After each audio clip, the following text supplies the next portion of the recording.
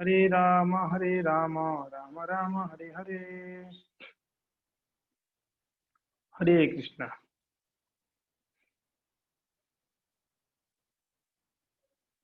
तो आज हम श्रीमद् भगवद गीता का छठा अध्याय का श्लोक क्रमांक 17 नंबर श्लोक हम चर्चा करेंगे।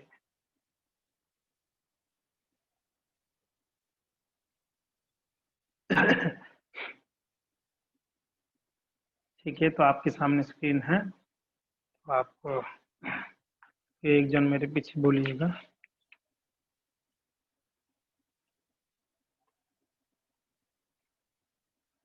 कौन बोलेंगे श्लोक? पीछे कौन बोलना चाहेंगे? बोलोगे? ठीक।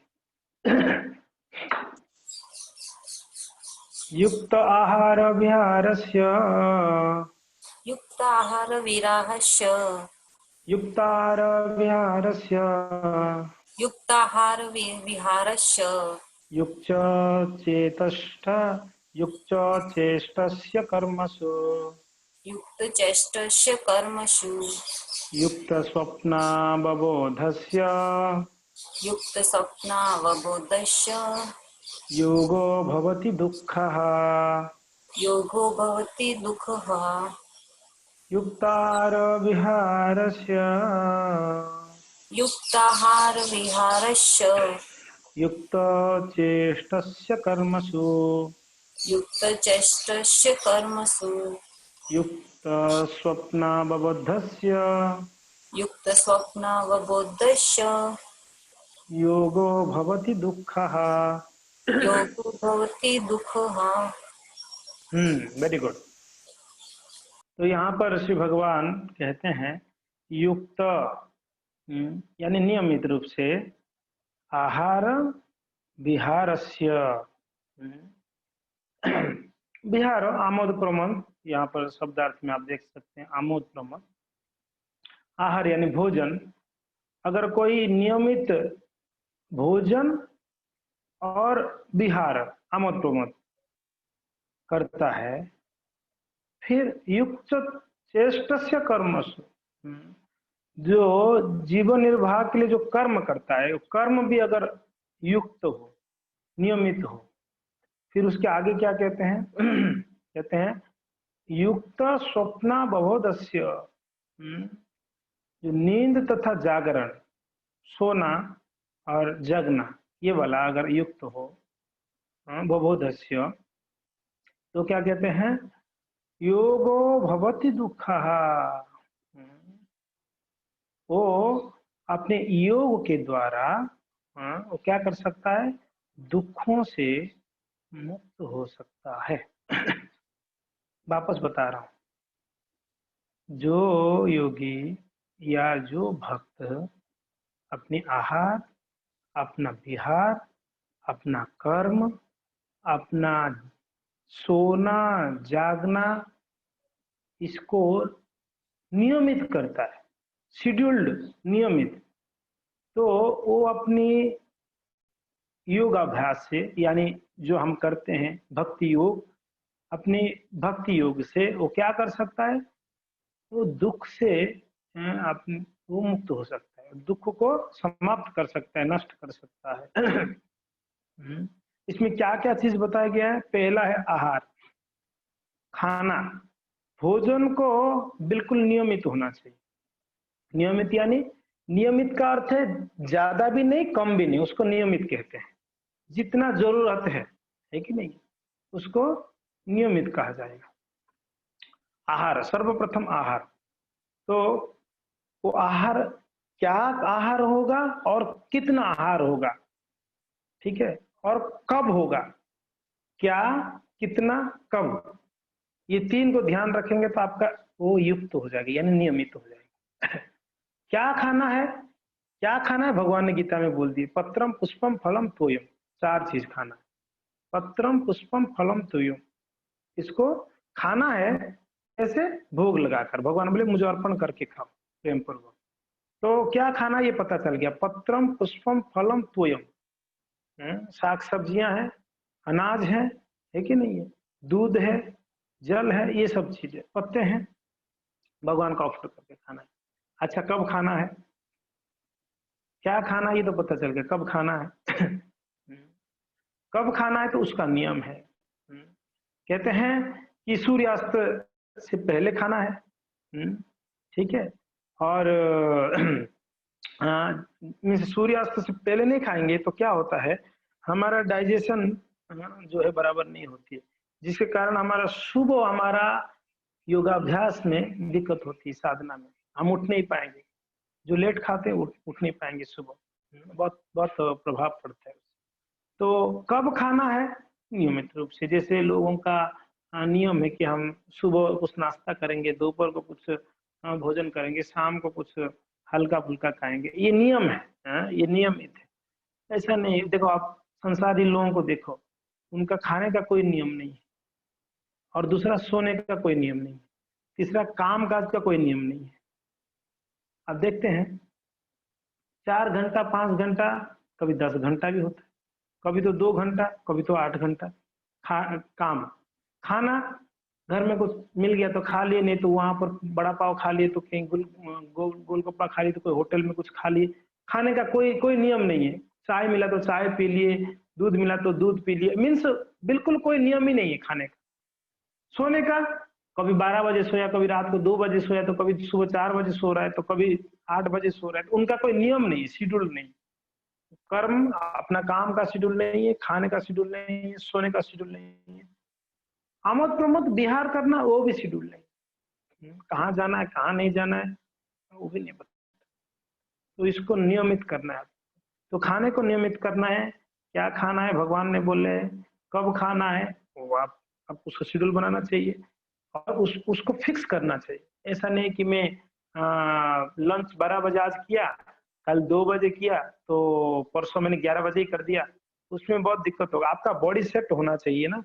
हाँ, हम ब्रह्मचारी लोग, हमारा नियम है, सुबह हम 9 बजे खाते हैं, शाम को 5 बजे खाते हैं, फिक्स है हमारा प्रसाद लेने का टाइम। कभी कभार, कभी ऐसे महीना में एक आधा बार ऐसे हो जाता है, कोई कार्यक्रम में जाते हैं, कोई प्रोग्राम में जाते हैं, तो क्या होता है वो फिर लेट हो जाता है, शाम को अगर प्रसाद नहीं ले पाए तो फिर हम क्या करते हैं, फिर 6 बजे लेना पड़ता है या 7 बजे, कभी ऐसा इमरजेंसी में ठीक है, नहीं तो अपना नियम होना चाहिए खाने का। तो ये हो गया खाने का। और आहार, उसके बाद क्या है, युक्ताहार विहारस्य, विहार, तो आमद प्रमद भी, बिहार भी एकदम मीन्स ये होना चाहिए, ऐसा नहीं कि कहीं पर भी जाके किधर भी घूम रहे हो, कोई शेड्यूल नहीं चाहिए, उसका भी प्रॉपर शेड्यूल होना चाहिए। एक एक ही नॉर्मल व्यक्ति को अगर अपना योगाभ्यास में अगर आगे बढ़ना है, उसको योगाभ्यास के द्वारा कष्टों को मिटाना चाहता है, तो उसको ये नियमों को पालन करना ही पड़ेगा, नियमित तो होना ही पड़ेगा अपने जीवन में।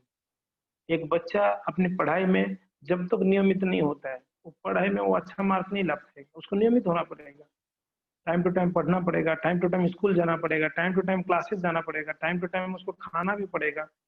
तो एक एक स्टूडेंट लाइफ में कैसे शेड्यूल्ड रहते हैं वो, वैसे हम लोग भी एक स्टूडेंट लाइफ है हमारा, भगवान की भगवत भक्ति में हम स्टूडेंट, हम सीख रहे हैं कुछ चीजों को, कर रहे हैं कुछ चीजों को, तो हमारा भी शेड्यूल्ड होना चाहिए।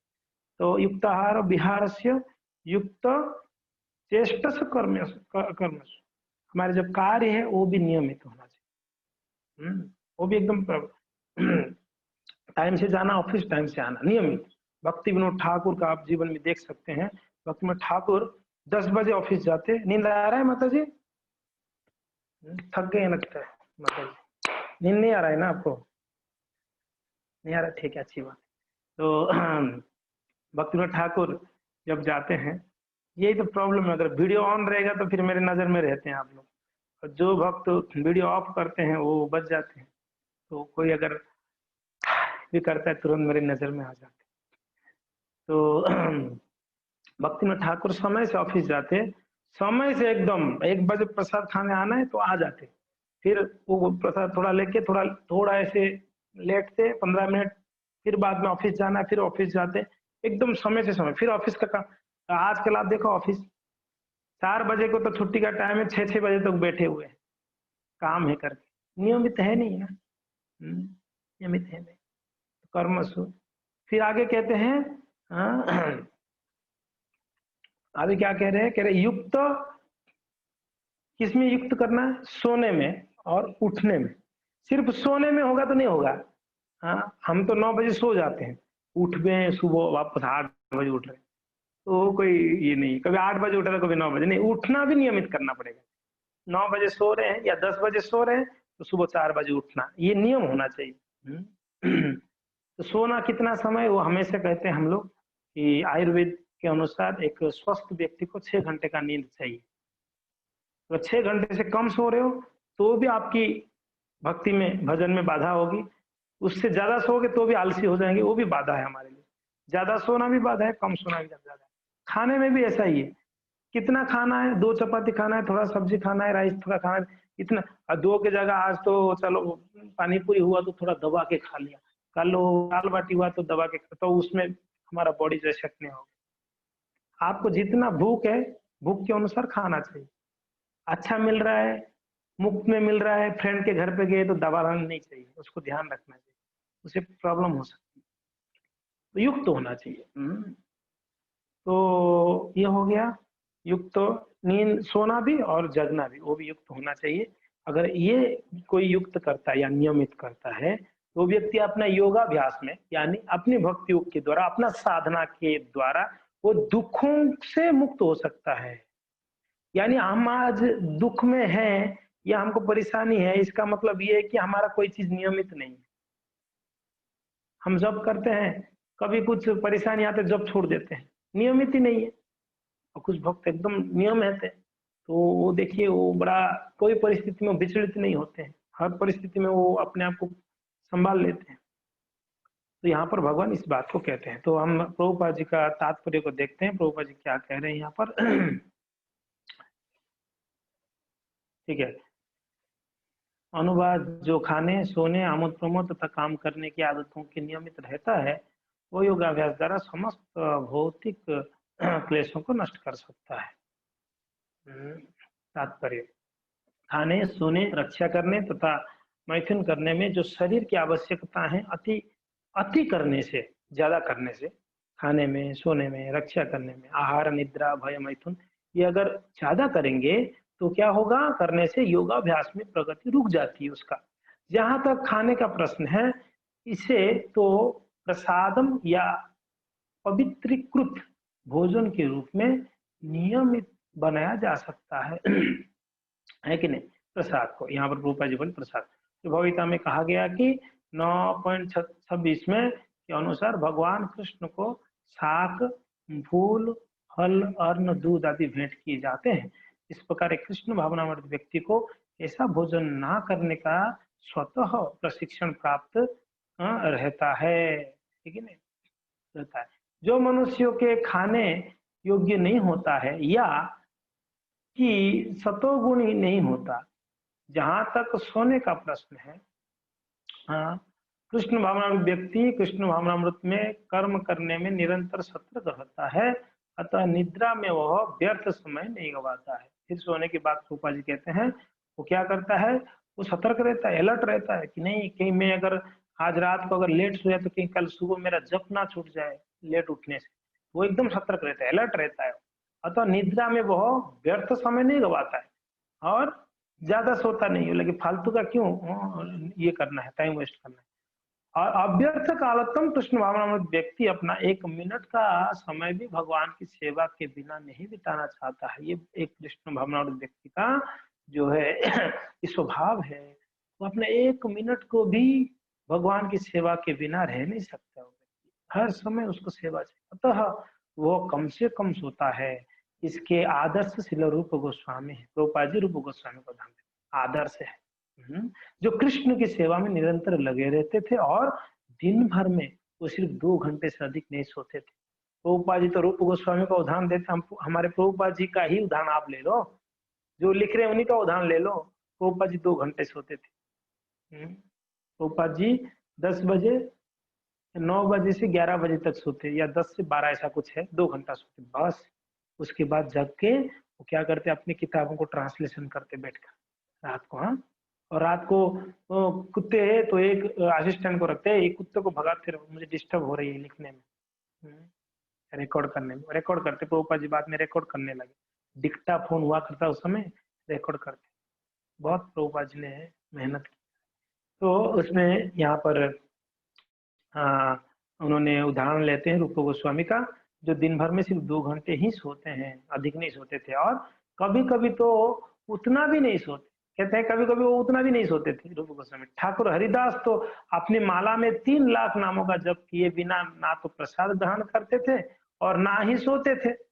अब हरिदास ठाकुर का उदाहरण प्रभुपाद जी ने दे दिया। उन्होंने तो 3 लाख नाम जब तक नहीं होता तब तक भोजन ग्रहण ही नहीं करते, प्रसाद नहीं लेते, और वो क्या सोते भी नहीं थे। जहां तक कार्य का प्रश्न है, कृष्ण भावनामृत व्यक्ति ऐसा कोई भी कार्य नहीं करता जो कृष्ण से संबंधित ना हो। इस प्रकार उसका कार्य सदैव नियमित रहता है और इंद्र तृप्ति से वो अदूषित है। क्योंकि कृष्ण भावनामृत व्यक्ति के लिए इंद्र तृप्ति का प्रश्न ही नहीं उठता, अतः उसे तनिक भी भौतिक अवकाश नहीं मिलता।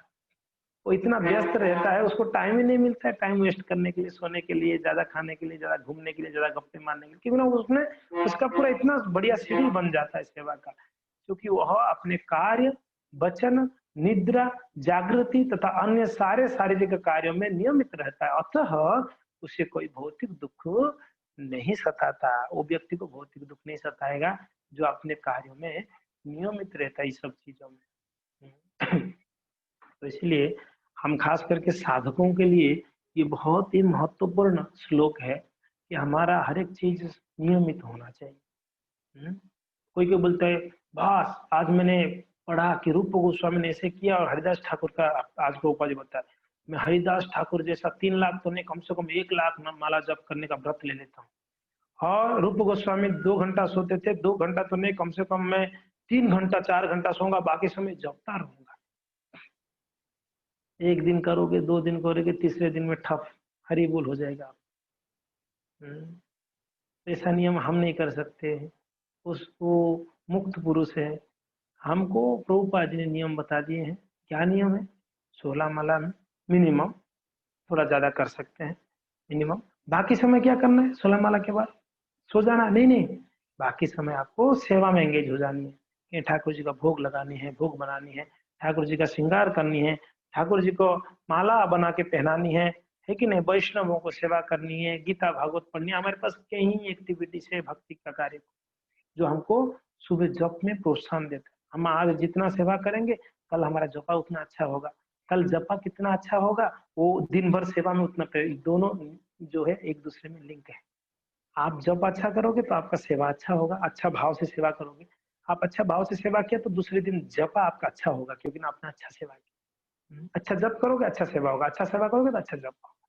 ये है, इसलिए हमको नियमित रहना पड़ेगा, वरना फिर हमारे भक्ति के जीवन में हमारा डाउनफॉल हो जाएगी, हम नीचे गिर जाएंगे, फिर हमारा उन्नति नहीं हो सकती। तो यहाँ पर भगवान ये उपदेश देते हैं। हरे कृष्णा। ग्रंथराज श्रीमद भगवद गीता की जय। श्रील प्रभुपाद महाराज की जय। श्रील प्रभुपाद की जय। निताय गौर हरि प्रेमानंद।